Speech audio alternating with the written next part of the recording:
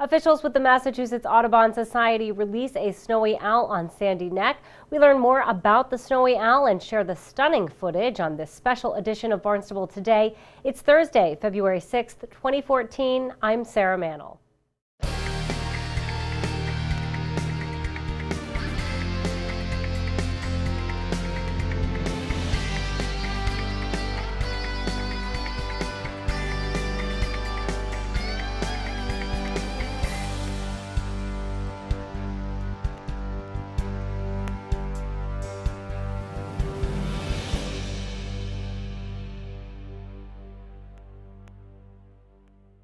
Residents are flocking to Sandy Neck and other snowy owl hotspots, trying to catch a glimpse of the rare bird.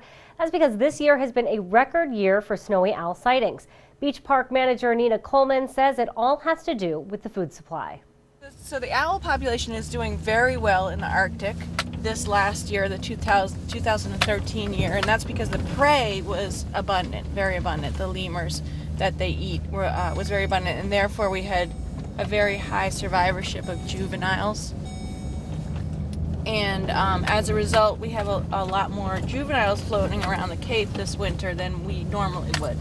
So we always have the odd owl, the odd juvenile snowy owl on the Cape. On Sandy Neck we usually have at least one every winter, but because they did so well up north, we have 5 or 6 on Sandy Neck. Most of those owls are juveniles, and Coleman says they're easy to identify because of their coloring. So most of the owls that we're seeing on the Cape are juveniles, and you can tell because they have the barred wings, a lot of black scalloped colors in the wings, and that's one way to tell. An adult male is pretty much pure white, and we haven't seen that out here. So the females have more color on them, more black on them, but so it's interesting. We're seeing the younger animals. I'm not sure what we have to release this today.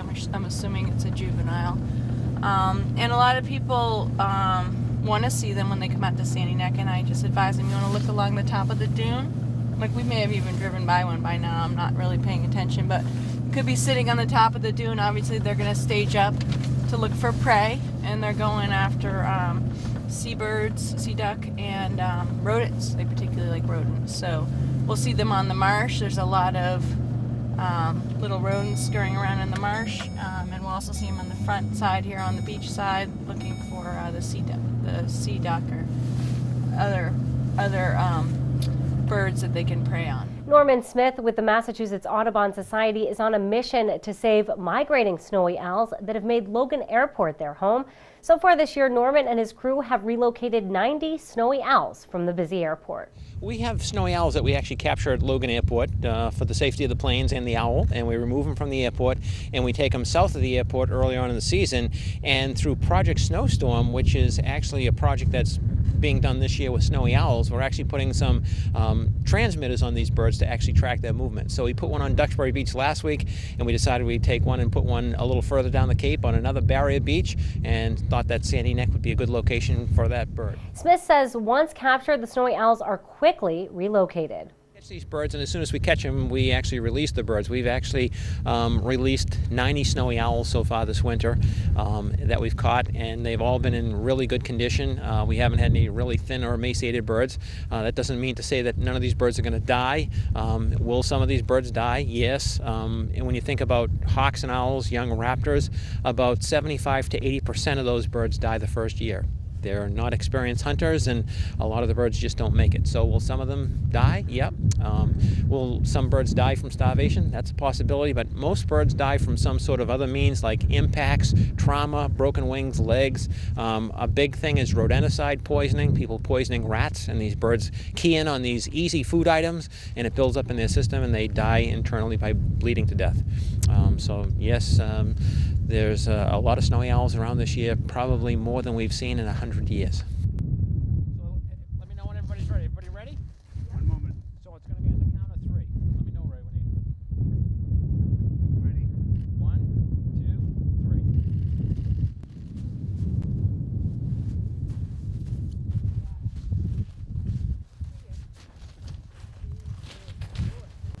The snowy owl released today was named Sandy Neck after the town of Barnstable's beach where it was released. almost as soon as the bird took flight and encountered another snowy owl that has made Sandy Neck its home for the winter. And that's interactions, and what happens is the birds, when you let them go in a location, the more dominant birds sometimes build up a territory, and one bird's telling the other that this is my space, and you're now intruding in my area, and whoever's going to be the bigger dominant bird is the one that's going to have the space that they want to have. Smith says Sandy Neck is one of several snowy owls that was chosen to be equipped with a transmitter that will keep track of its migration. We want to know, where these birds come from in the Arctic, how long they, stay in a location, where they go year to year. And with these new solar-powered transmitters, these transmitters will transmit, theoretically as long as the bird is alive, and we can get data on where the bird's been and how long it stays in a location and what elevation it flies at, what it's moving or it's stationary, and it's an amazing component. We had a bird we put a satellite transmitter on at Plum Island. That was a bird that was caught at Logan Airport 2 years ago. We released the bird in March. The bird went north to Nunavut, which is west of Baffin Island, above the Arctic Circle. And the following November, it came back to Logan Airport. And in that 1 year time frame, that bird traveled over 7,000 miles. Smith says anyone can follow Sandy Neck's migration back to the Arctic at projectsnowstorm.org. You can actually go on it and you can actually track and see where the bird is, and its movements. What happens is you get transmissions that come from it. It saves it in a data log, and then it downloads it through via cell phone tower, and we get the transmissions, and you get GPS locations of where the bird is and when it's moving and when it's stationary and what elevation it's flying at and what speed it's flying at and all those kinds of things. So it's really an amazing component. Technology today is incredible compared to 30 or 40 years ago when you put a little band on a bird, and with a bird like a snowy owl, once you put the band on it, it has so many feathers you can't see that band, and the bird takes off, and unless you recapture it or someone else catches it again, you have no idea where that bird's been. And one of the things that's interesting with snowy owls is that people think that snowy owls move from the Arctic because there's no food up north. And we think that snowy owls move because it was a great breeding year with lots of food in the Arctic, and there's more owls that travel further south. And those birds get dispersed as they travel further south.